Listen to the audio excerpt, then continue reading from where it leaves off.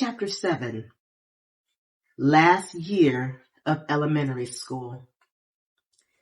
When I was in 5th grade, I had a boyfriend. He had a brother. They both were extremely cute. I was happy to have a boyfriend. We must have gone together for about a week. One day after school, I saw him. He called me over. As I walked toward him, he grabbed me and threw me up against the wall.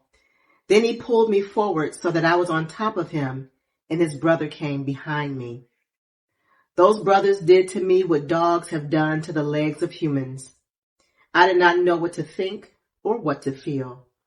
I was dazed, I guess. I never really processed what took place and never talked to anyone about it. I just acted like it never happened, but it was in my memory that hurt my heart. If there was anybody I could have told, I would have hoped it would have been my sister. But my older sister and I had a different kind of relationship. We're 7 years apart. So when I was a kid, I had one job, and that was to leave her alone and not talk to her. If only she knew how much I admired her. This girl started a dance team and competed in competitions. I was in awe of her and wanted to be like her.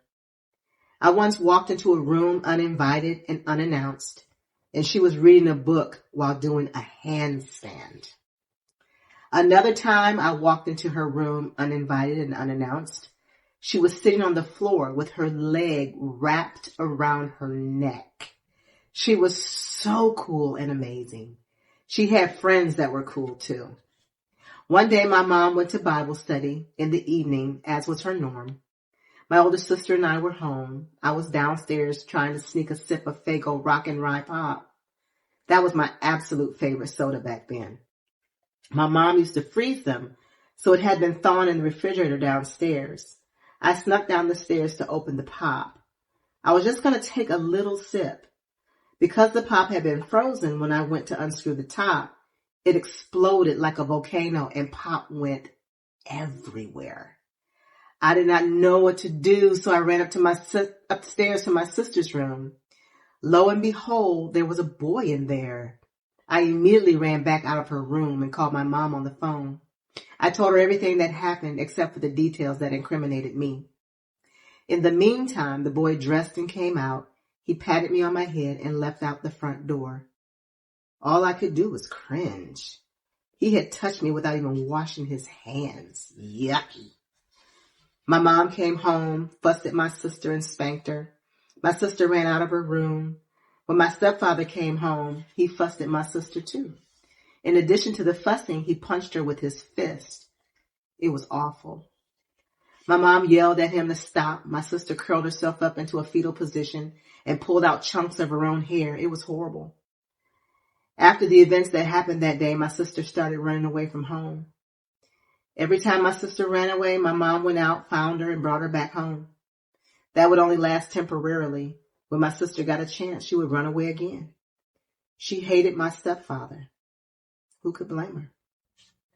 She finally got away when she chose to join the Navy. I, on the other hand, was very sad to see her go. She used to teach me how to dance. When she left, I stopped dancing. Chapter 8. Middle School. In middle school, I no longer needed money from Mr. Foster's. I now needed money for school activities. So I kept on stealing my stepfather's money. At this point, I felt justified. In my eyes, he deserved it because of all the horrible things he did. One day, as I was in my mom's bedroom, I started poking around in my stepfather's dresser drawer. I found all his Playboy magazines. I was shocked as I had never seen anything like that. What did I do? First and foremost, I did not tell my mom about this brand new discovery. Second, I decided this discovery would make me cool to the other kids at school. I took them to school and showed them to the kids on the school bus. My ex-best friend was on the school bus. She still would not speak to me. When she saw what I was doing, she rolled her eyes, turned her nose up, and turned her head in the other direction. I did not care because I had the attention of everyone else. I snuck the dirty magazines onto the school because every day for a whole week, The one day the bus driver slammed on the brakes of the bus. Then one day the bus driver slammed on the brakes of the bus. She looked like she was about to come to the back of the bus where I was. I quickly snatched up the magazines and threw them out of the bus window. My ex-best friend just looked at me with a hard face.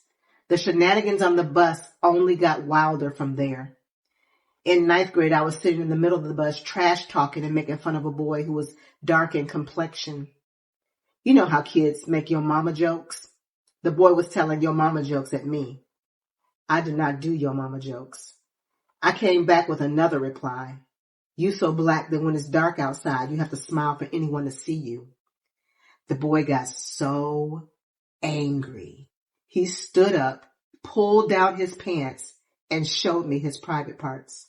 All the boys shouted, "Yeah, that's it! You showed her!" The feelings and emotions that I had were inaccessible. I was not completely in tune with them. By then, I was an expert at suppressing things and keeping things to myself that I really did not know. I do believe that the actions that boy took on the bus can leave a person with shock and fear.